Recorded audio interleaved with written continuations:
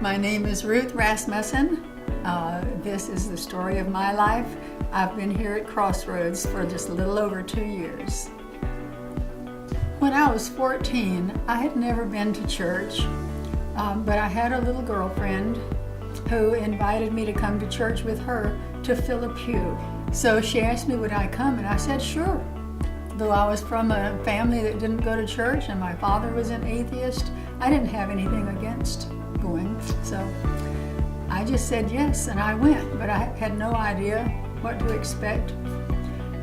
During the sermon, I didn't understand anything, nothing touched my heart or my spirit.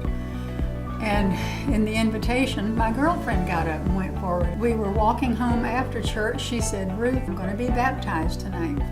And then she turned to me and she said, "Ruth, why don't you come be baptized with me?" And instantly, the only way I can describe it, the Lord started yelling in my spirit, "You can't do that, you can't do that, you've got to do something first." And I didn't have a clue what.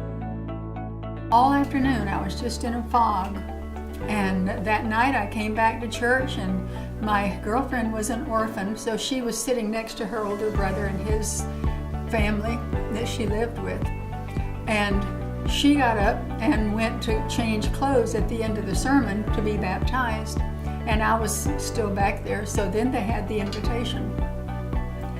And when they gave the invitation, I was just standing there. I wasn't conscious of feeling anything, but her brother looked down at me and he said, "Honey, why don't you just turn loose?" So maybe I was gripping the seat in front of me, I don't know. But I stepped out into the aisle, and my first thought was, I'm not going to run. So I must have had the first impulse to run, which I ended up doing. I ran down the aisle. And when I got to the front, to the two front seats, this huge load lifted off of my back, and I didn't know it had been there. God called me up on the phone, and we've never hung up. I was conscious of His presence, but I couldn't have described it as such.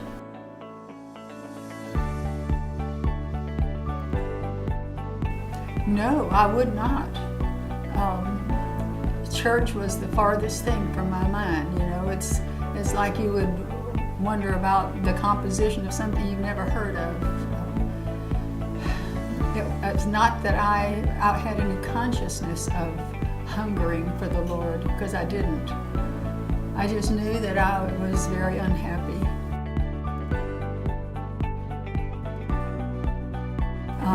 I've always known that you can't teach people into Christianity.